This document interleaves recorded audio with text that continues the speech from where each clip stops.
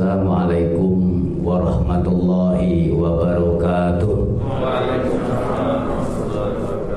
Bismillah, alhamdulillah, wassalatu wassalamu ala rasulillah.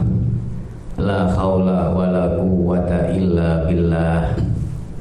Qala Allah ta'ala fil Qur'anil Karim, ya ayyuhalladzina amanu taqullaha wal tanzur nafsum ma qaddamat lighad wattaqullaha innallaha khabirum bima ta'malun. Amma ba'du. Hadratul Kiram atau yang saya muliakan, Bapak Kajari, Bapak Sri Kunchoro, ini teman dalam satu grup tapi baru ketemu. Para staf-staf semua dari KASI, KB dan semua karyawan yang tidak mungkin saya sebutkan satu persatu tanpa mengurangi rasa hormat. Hadirin hadirat yang berbahagia, alhamdulillah wa syukurillah, pada pagi hari ini kita bisa bersilaturahim, kita bisa bertatap muka dalam ruangan yang mulia ini. Insya Allah mudah-mudahan di acara yang mulia ini, mudah-mudahan kita semua dengan kemuliaan ini dimuliakan oleh Allah, mulia dunia, mulia akhirat. Amin ya rabbal alamin. Sholawat serta salam kita haturkan pada baginda Nabi Muhammad sallallahu alaihi wasallam. Para bapak, para ibu yang Allah hormati, saya akan berbicara dengan campuran bahasa Indonesia dan bahasa Jawa, karena saya tidak bisa menghilangkan identitas saya sebagai orang Jawa. Nyatanya apa yang sakit panjenengan lihat bahwa saya menggunakan belangkon. Jadi saya bukan orang Arab, bukan orang Cina, karena kulit saya juga sawo mateng. Saya orang Jawa, maka nanti kita akan menggunakan dengan dua bahasa. Bapak-bapak, ibu-ibu yang saya hormati, alhamdulillah saat ini kita memasuki bulan Syawal. Bulan Syawal adalah bulan urutan dalam hitungan bulan Hijriyah, merupakan bulan yang keberapa? Niki kali ngaji kali tanggal ya. Bulan Syawal itu bulan yang ke-10, karena yang pertama adalah Muharram. Kebetulan di bulan Syawal ini, tanggal 1 bulan Syawal itu ada momen yang istimewa, namanya Idul Fitri. Sehingga tahun baru yang seharusnya itu tanggal 1 Muharram itu euforianya kalah dengan 1 Syawal, karena di sini ada Idul Fitri, di mana pada hari itu kita baru saja melakukan puasa selama 30 hari atau 1 bulan. Ada momen Idul Fitri inilah kita kemudian saling ketemu, saling mengucapkan permintaan maaf dan sebagainya, dan inilah momen yang hanya ada di Indonesia. 1 Muharram hampir kalah dengan 1 Syawal. Para bapak, para ibu yang Allah hormati, saya menyadari bahwa di sini tidak semuanya beragama Islam, tetapi agama apapun sama-sama punya Tuhan. Kebetulan di dalam Islam, selama bulan Ramadan kita itu ditempa, kita itu digodok, dikawah, condro di muka. Berarti puasa ini menggodok kita. Kalau tangan panjenengan puasa itu senang mau badan. Senang, alhamdulillah. Mudah-mudahan senangnya dari hati. Karena puasa itu lapar, Pak. Yuk ngelak, Pak. Tapi kita dipaksa untuk senang, karena dari paksaan ini kemudian akan menjadikan nikmat, kan kata. Makanya dawuh Rasulullah, man fariha bitukhuli Ramadan haramallahu jazatahu ala niron. Sapa wonge sing seneng dengan kehadiran bulan Ramadan diharamkan masuk neraka. Itu kan promo besar-besaran dari Rasulullah. Jadi kudu seneng, masih yo awe dhewe luwe, masih awe dhewe lapar, dahaga. Meskipun jualan kita yang jualan nasi nggak laku kalau siang, jualan minuman nggak laku kalau siang karena banyak orang puasa. Terus akhirnya ngancam jualannya sore, ternyata begitu jualan sore saingannya banyak. Akhirnya orang payu udan di sana. Tapi ternyata dengan uang yang minim, dengan posisi kita yang lapar, anak-anak semua minta menghadapi lebaran, minta sarung, minta baju baru. Apalagi yang punya istri minta kalung, minta gelang. Sementara uang tidak kita dapatkan oleh panjenengan, mungkin ada gaji ke-13. Nah, THR. Ada THR. Kalau yang udah swasta kan nggak punya, tapi harus senang. Karena jaminannya adalah haramallahu jazatahu ala nirun. Nah ini, maka puasa ini sebelum sedikit menginjak ke halal bihalal saya runtutkan dulu. Maka puasa ini adalah ibadah ritual yang bukan hanya oleh umat Islam, tapi umat-umat sebelum Islam pun puasa. Kita kenal dengan puasa Daud. Puasa Daud itu 1 hari puasa, 1 hari tidak. Nah, ada yang Senin Kemis. Puasa Nabi Adam beda lagi. Semuanya mengalami puasa. Bahkan bukan hanya agama, kebudayaan pun orang dengan kepercayaan kejawen pun puasa kalau pengen meningkatkan derajatnya. Secara syariat dalam Islam hanya orang-orang Islam yang diwajibkan berpuasa yang beriman. Tetapi kalau kita tidak bicara syariat, ternyata makhluk Allah yang namanya hewan pun puasa, Pak. Ini sebagai bukti bahwa di dalam puasa ini kita akan mencapai derajat yang lebih tinggi. Kita kenal ada hewan namanya ayam. Ayam itu kalau dalam bahasa Jawa namanya babon, Pak. Babon itu meskipun berulang kali dinaiki oleh pejantan yang tidak ada yang bertanggung jawab. Jadi, tapi si babon ini tetap punya pikiran, saya harus punya anak-anak yang lucu-lucu yang bisa meneruskan perjuangan, estafet perjuangannya, yang soleh-solehah. Jadi si babon ini tetap berpesona mendekati para pejantan. Ternyata terulang kembali, setiap pejantan yang menaikinya tidak ada satupun yang bertanggung jawab, bahkan yang memberi nafkah pun tidak ada. Hamil dia. Kemudian si babon ini tak berdoa meskipun tidak ada yang bertanggung jawab, tapi tetap ini harus menjadi anak-anak yang lucu-lucu yang bisa meneruskan perjuangannya. Akhirnya poso, Pak. Begitu keluar telur-telur ini, kemudian si babon ini poso. Poso ini nggak mau makan. Makanya saya pengalaman, saya pernah memberikan makan beras kepada babon yang sedang angkrem. Saya malah diuber, Pak. Oh, kalau bahasa manusia itu pisui saya. Oh, orang ngerti aku iki poso, diuber. Nah, setelah mengalami puasa itu kemudian 2 minggu kurang lebih telur ini pecah menjadi anak yang lucu-lucu. Nah, inilah kemudian dari pecahnya telur ini yang kemudian dinamakan itik atau pitik. Ini kutub. Itu setelah melalui puasa. Ada lagi hewan yang terkenal dengan puasanya adalah hewan kupu-kupu. Kupu-kupu itu bahasa Inggrisnya butterfly. Kenapa saya ngerti butterfly? Karena ibu saya dulu menjahit, Pak. Di mesin jahit itu butterfly. Kalau tanggal bu, butterfly itu artinya nopo? Ibu gambarnya kupu-kupu. Kira-kira ya kupu-kupu. Tapi bukan enten malam lagi. Kupu-kupu itu bisa menjadi hewan yang indah disenangi oleh anak-anak remaja, putri raja, orang dewasa. Karena apa? Setelah mengalami proses puasa, setelah mengalami proses metamorfosa yang sangat panjang. Karena kita tahu bahwa kupu-kupu adalah berasal dari hewan yang sangat menjijikkan, Pak. Yaitu yang pertama, asalnya kupu-kupu adalah ulat. Ulat ini kemana-mana selalu dihina. Datang ke anak kecil pengen main bareng dengan anak kecil. Anak kecil tahu begitu ada ulat mau main bareng langsung menjerit, "Bapak, ada ulat." Bapaknya datang ambil sandal, bunuh, cerot, meninggal. Ada orang pacaran, ulat itu juga pengen tahu, Pak, sebetulnya jane opo to sing domone wong pacaran iki. Beb opo saya. Itu datang naik ke bangku itu.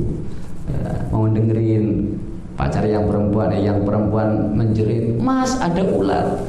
Lelakinya merasa sebagai pahlawan, akhirnya mengeluarkan jurus, "Iya." "Mas, ular tengah-tengahnya jurus barang." Langsung sepatunya dicopot, cerot, meninggal. Kemana-mana ulat niku soro, Pak. Tidak ada yang senang. putus asa hidupnya. Sehingga kalau boleh menyanyi itu ulat itu nyanyi kemana-mana sambil jalan. Putuslah harapanku.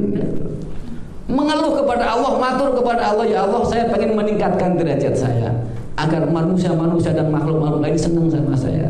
Itu kalau bahasa manusia, posoho ulat. Kemudian ulat ini naik daun.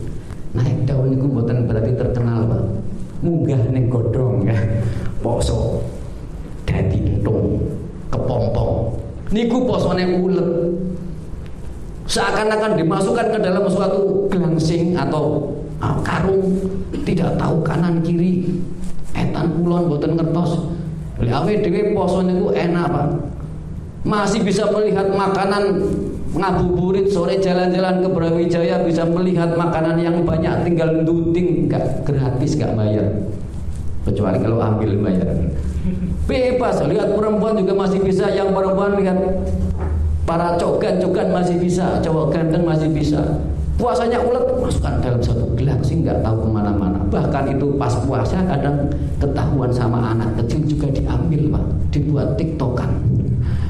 Nang ning nong ning nang. Itu kalau nggak mau getuget dibunuh lagi. Ya Allah. Tapi apa? Setelah mengalami puasa kepompong, kemudian ulat ini bisa menjadi hewan yang bisa terbang, hewan yang disenangi. Bahkan ada cerita seorang putri raja mengadakan sayembara, barang siapa bisa mengambil atau bisa mengambil kupu-kupu yang terbang di atas saya, kalau perempuan saya jadikan saudara, kalau cowok saya akan jadikan suami.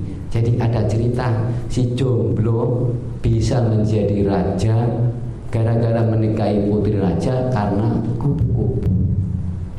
Ini setelah mengalami proses yang sangat panjang. Setelah kita mengalami puasa yang sangat panjang, kemudian Bimbo nyanyi. Setelah berpuasa 1 bulan lamanya, berzakat fitrah menurut perintah agama. Ini jiwa kita sudah digodok dengan puasa. Maka man soma Ramadhana imanan wahtisaban ghufira lahu ma taqaddama min dambi. Barang siapa yang berpuasa di bulan Ramadan, maka dosanya diampuni. Dosa jiwa kita sudah dididik, sudah digodok oleh puasa. Kemudian badan kita, amalan kita agar bersih, kita berzakat fitrah.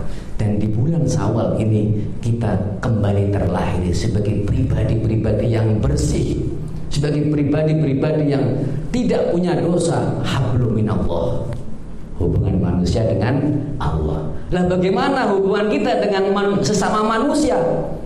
Maka di Indonesia ada istilah halal bihalal yang sebetulnya adalah silaturahim.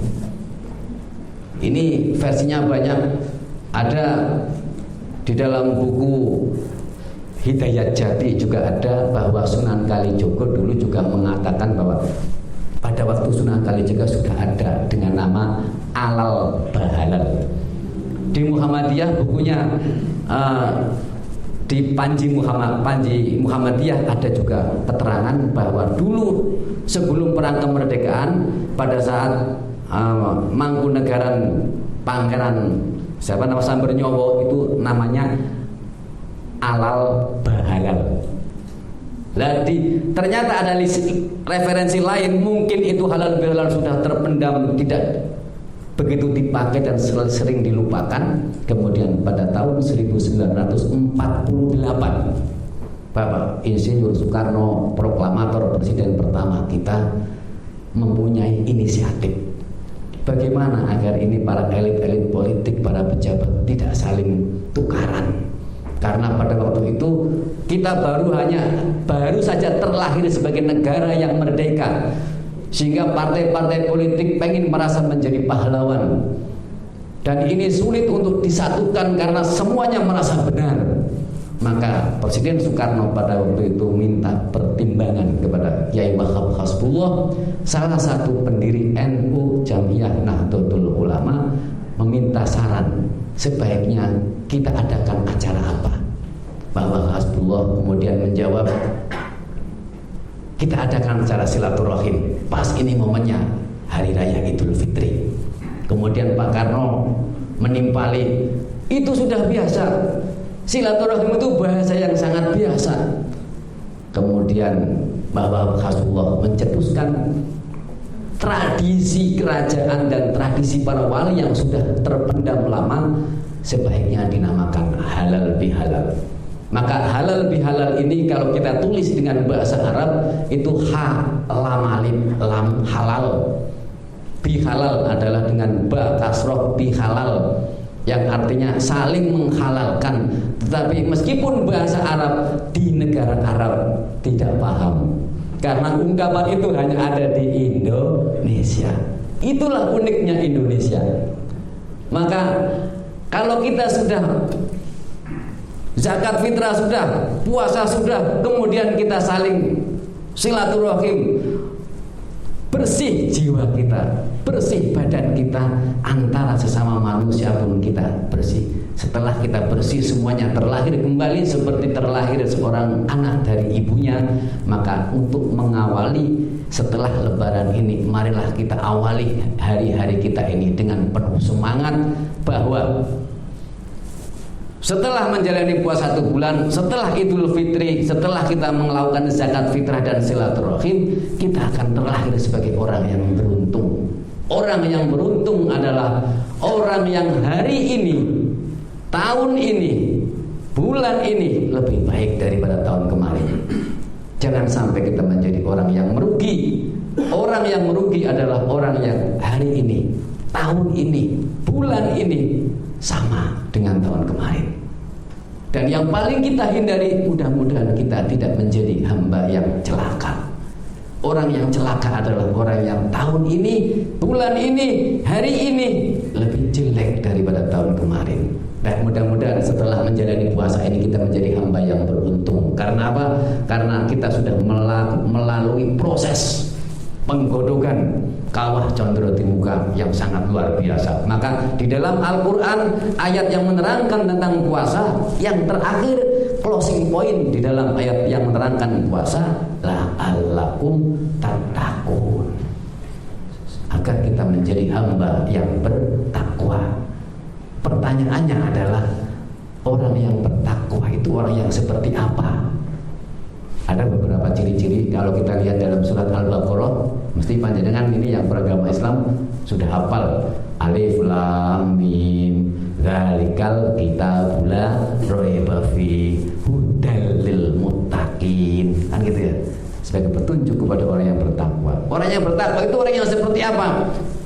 Pertama, alladzina yu'minuna bil ghaib. Orang yang percaya, orang yang beriman terhadap sesuatu yang gaib. Jadi sesuatu yang gaib. Jadi kan lengarta ini ampun kelentunge. Ini sudah masih lama Pak? Oh ya. Jangan diartikan dengan percaya atau iman terhadap makhluk gaib. Kok malah pikirannya jin, demit, wewe atau babi ngepet, tuyul boten. Sesuatu yang gaib itu kata. Kita bicara pahala, kita bicara dosa, kita bicara surga, neraka, ketinggalan mboten niku. Mboten ketinggal. Tapi kita harus yakin, agama bukan hanya membicarakan sesuatu yang logika, yang logis, bukan hanya membicarakan sesuatu yang rasional, tapi yang irasional banyak. Agama apapun banyak sekali membicarakan sesuatu yang irasional, yang non logis. Jangankan kita bicara agama, Pak. Kita bicara kehidupan sehari-hari, kita hidup di tanah Jawa, kita hidup di Kediri ini. Kita seringkali meyakini sesuatu yang tidak tampak oleh mata, tidak bisa dirasakan oleh lidah, tidak bisa dicium oleh penciuman. Contoh, saya bicara di hadapan panjenengan, saya bilang, para bapak, para ibu, alhamdulillah pada hari Selasa ini kita bisa berkumpul bersama. Jangan protes apa tuh? Protes apa enggak? Kalau bilang hari ini saya hari Selasa, protes. Karena hari ini hari, oh ini dina Jumat atau ini. Tapi kalau tanggal jenengan hari Jumat ini sakit membuktikan warnanya apa, bentuknya seperti apa. Kan nggak bisa membuktikan, hanya bisa membuktikan karena kemarin hari Kamis. Saya tanya Kamis warnanya apa, bentuknya seperti apa, nggak bisa dilihat. Ini nggak bisa dilihat, nggak bisa dipegang, nggak bisa dirasakan. Tapi kita semua meyakini bahwa hari ini hari Jumat. apalagi bicara agama, Pak. Ada sesuatu yang kita harus yakin yang tidak terlihat. Maka kita ini yang hidup di dunia, kita harus yakin bahwa ada pos setelah kehidupan dunia, namanya alam barzah. Setelah alam barzah, kalau di dalam Islam ada pos lagi namanya alam akhirat. Al-qayyis man dana nafsah. Orang yang cerdas, orang yang jenius, orang yang kuat adalah orang yang mampu berintrospeksi, menganalisa, wa amila lima ba'dal maut, dan melakukan suatu aktivitas, melakukan suatu pekerjaan. Amal itu pekerjaan, melakukan suatu pergerakan, baik itu bekerja ataupun sebagainya. Acuannya bukan semata-mata di dunia. Wa amila lima ba'dal maut, setelah alam kematian, yaitu alam akhirat. Maka kalau kita bicara tentang pahala, kita bicara tentang surga, kita harus yakin. Karena orang sekarang itu rata-rata lebih berpatokan atau berpedoman pada sesuatu yang nyata. Nggak usah jauh-jauh, Pak. Kalau sholat jamaah pahalanya 27, sholat sendiri pahalanya 1. Itu di mana-mana kan yang masyhur kan seperti itu. Pengen sholat 1, sholat sendiri pahalanya 1, itu pun kalau diterima. Kalau sholat jamaah 27, tapi jenengan tingali wong jamaah akhir wong saetik. Ayo. Pak Kiai bengok-bengok. Barang siapa yang berangkat Jumatan awal, ini hari Jumat ini, dapat sapi, dapat unta. Yang kedua dapat sapi, yang ketiga dapat wedhus. Tapi apa? Wedhusnya nggak tertinggal, wedhusnya nggak terlihat. Akhirnya ada khotbah lagi adus. Tapi beda. Pak Kajari, para staf dan karyawan semua, besok ada THR-an, betul, Pak. Dan nanti pagi langsung dibagikan. Kantor kejaksaan buka jam 8, panjenengan wis antri mulai jam 7, soalnya jam 9 Pak Kajaring pergi. Antri jam 7. Karena yang ada di dalam pikiran kita adalah THR. Ini nyata, Pak. Jadi ini, maka kita perlu untuk berangan-angan, kita perlu berintrospeksi. Wa amil alladzina yu'minuna bil ghaib. Yang pertama. Yang kedua, wa yuqimuna shalah. Kalau di dalam Islam itu mendirikan sholat. Kalau di dalam agama lain mungkin ritualnya beda, tapi intinya sama. Sebagai bentuk penghambaan kita kepada Tuhan yang Maha Esa, namanya sholat. Kalau di dalam orang Jawa, sholat itu diartikan sembahyang. Sembahyang itu menyembah terhadap yang, namanya sembahyang. Sholat. Maka kalau kita berpedoman terhadap Al-Quran sebagai orang Islam, satu, carilah, kalau ada orang sesakti apapun, kalau dalam Islam, sesakti apapun, sampai iso miber, iso ngerajilah angin umpama. Saya hebatnya wong angin digeraji, Pak. Tapi lah wong gak salat, gak usah didandani guru, Pak. Karena ini bukan termasuk kriteria orang yang bertakwa. Kok iso malah salah dalan. Iya, yang kedua. Ini singkat-singkat aja. Yang ketiga, wa mimma razaqnahum yunfikun, adalah memberikan sebagian harta yang kita miliki. Ada 3 macam. Yang pertama, zakat. Itu wajib hukumnya manakala sudah mencapai nisab, wajib. Yang kedua namanya infak, yaitu 2,5% hukumnya sunnah muakkadah, sunnah yang sangat dianjurkan. Kecuali infak kepada keluarga hukumnya wajib. Maka bagi suami wajib menafkahi keluarganya. Tapi infak terhadap selain keluarga hukumnya sunnah muakkadah, sunnah yang sangat dianjurkan. 2,5%. Kalau untuk keluarga itu nafkahnya beda, sesuai dengan situasi dan kondisi. Lek bojone butuh kalung emas yo akeh, kenapa? Terus yang ketiga itu namanya sedekah. Sedekah itu bisa berupa uang, bisa berupa barang. Kalau pengen sedekah yang mau sedekah tidak punya uang, tidak punya barang, ada sedekah yang sangat istimewa dan kita merasakan nikmat. Wa fi bud'i ahadikum sedekah. Hubungan suami istri itu sedekah. Ini hadis Pak. Jadi bukan guyon. Mulane ibu-ibu atau bapak-bapak kalau nggak punya uang, nah suami istri loh ya, nah, suami istri. Kalau bukan suami istri namanya zina Pak. Ibu-ibu yang nggak mau sodako, bayarannya sudah, gajian sudah habis. Nah, bilang aja sama suami, Pak nggak pengen sodako. Itu bahasa yang bisa kita untuk menutupi terhadap anak-anak. Bapak juga gitu, Bu, sodako Bu, anak-anak nggak ngerti. Itu kalau, ayo nggak ada, wah udah ngerti. Itu sodako. Jadi terus ada lagi sodako yang sangat ringan Pak. Itu senyum, tabasum. Maka Rasulullah basakon dohakan. Rasulullah atau Nabi Muhammad panutan kita adalah orang yang selalu senyum dan selalu sumeh, basaman. Senyum ini sodako.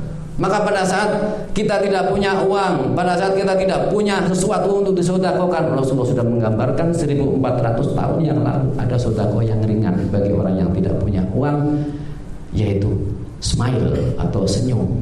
Maka panjenengan kalau lewat di depan masjid ada kotak amal, tidak punya uang, kotak amalnya dikasih senyum aja. Tapi setiap hari dikasih senyum ternyata uangnya gak tambah-tambah, gak bisa bangun masjid. Jadi itu ciri-ciri orang yang bertakwa. Wa mimma razaqnahum yunfikun. Yang ketiga, yang keempat adalah walladzina yu'minuna bima unzila ilaika wa ma unzila min qablik. Beriman terhadap kitab Al-Qur'an.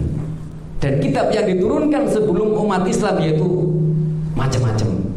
Kita harus mengimani. Ada beberapa kitab, kalau menurut kajian di dalam kitab-kitab itu ada 13 kitab samawi, kitab yang datang dari langit, dari agama Allah.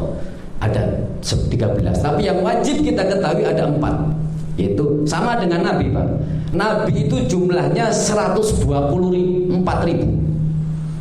Saya ingat karena rumusnya 7. 1 tambah 2, 3 tambah 4 kasih 03. 124.000 Nabi. Kalau yang namanya Rasul itu ada 313. Itu juga rumusnya 7. 3 tambah 1 tambah 3 7. 313 Rasul, 124.000 Nabi. Tapi yang wajib kita ketahui ada 25. Saya yakin dari 25 ini sampan panjenengan sedaya akeh sing ora apal. Apale ya Nabi Adam, Nabi Nuh, Nabi Musa, Nabi Muhammad, Nabi Isa ya. Dari 25 ini kita kebetulan menjadi umat Nabi Muhammad. Dan kita harus yakin terhadap kitab yang diturunkan, kitab Al-Qur'an. Dari ada kitab 4, kitab samawi. Yang pertama kitab Injil yang diturunkan kepada Nabi Isa dengan bahasa Suryani. Yang kedua kitab Taurat yang diturunkan kepada Nabi Musa dengan bahasa Ibrani. Yang ketiga adalah kitab Zabur yang diturunkan kepada Nabi Daud dengan bahasa Kipti. Dan yang keempat adalah kitab Al-Qur'an yang diturunkan kepada Nabi Muhammad dengan bahasa Arab. Dari keempat kitab ini tidak ada satupun yang berbahasa Jawa. Sing bahasa Jawa niku Selat Centani, Hidayat Jati, Darmo Gandul, Gatoloco niku Jawa Pak era. Tapi itu bukan kitab samawi. Dan satu-satu kitab yang menjadi pedoman kita adalah kitab Al-Qur'an. Maka kalau kita melakukan segala sesuatu itu acuannya adalah Al-Qur'an. Jadi di dalam Al-Qur'an ini disebutkan masih kurang berapa menit? Cukup ya, saya memberi gambaran aja 10 menit bisa. Saya beri gambaran aja bahwa di dalam Al-Qur'an ini digambarkan sebagai acuan kita untuk kehidupan yang akan datang, yaitu alam akhirat. Nabi Adam pertama kali diciptakan di mana Pak? Di surga. Nabi Adam pertama kali diciptakan oleh Allah dengan tanah liat yang ada di bumi. Jadi Adam itu nama bahasa lain, secara bahasa artinya tanah. Maka dinamakan Adam. Dan tanah yang dibuat untuk Nabi Adam itu diambil dari berbagai macam benua. Maka karakter Nabi Adam itu sedunia menguasai. Namanya Adam. Nah, Adam ini pertama kali diciptakan di mana? Di surga, Pak. Maka sebetulnya kita ini adalah penduduk surga. Kita bukan penduduk bumi, kita bukan penduduk dunia. Kita ini adalah alien, Pak. Makhluk luar angkasa yang datang ke bumi.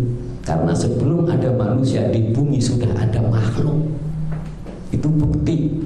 Namanya Banul Jan, Pak. Berarti kita ini pendatang, Pak. Kita ini penduduk surga. Kita harus yakin. Maka saya lihat pada pagi hari ini wajah panjenengan ceria semua, ini wajah-wajah surga ini. Amin ya rabbal alamin.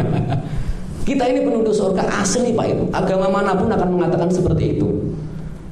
Maka terlepas dari kepercayaan kita yang beragama Islam, agama apapun mengatakan bahwa Adam sebagai manusia pertama diciptakan di surga. Berarti kita asli A1, Pak, penduduk surga. Iya, betul. Sekarang kemudian kita itu merantau, Pak, ke dunia, ke bumi ini merantau. Orang yang merantau ini akan kembali lagi ke surga apa enggak? Sewajarnya atau seharusnya harus kembali ke surga. Itu enggak wajar itu. Kalau orang penduduk surga kemudian kembali ke surga itu wajar, pantas. Saya perbandingkan, kita ini warga negara Indonesia. Saya WNI, lahir saya di Indonesia. Kita ini warga negara Indonesia. Kemudian ada seorang warga negara Indonesia yang kemudian setelah dewasa terhimpit oleh ekonomi menjadi ekonominya elit, ekonomi sulit ya. Akhirnya menjadi TKI, menjadi TKW ke luar negeri. Ini merantau atau seterusnya? Merantau. Kontrak paling 2 tahun, Pak.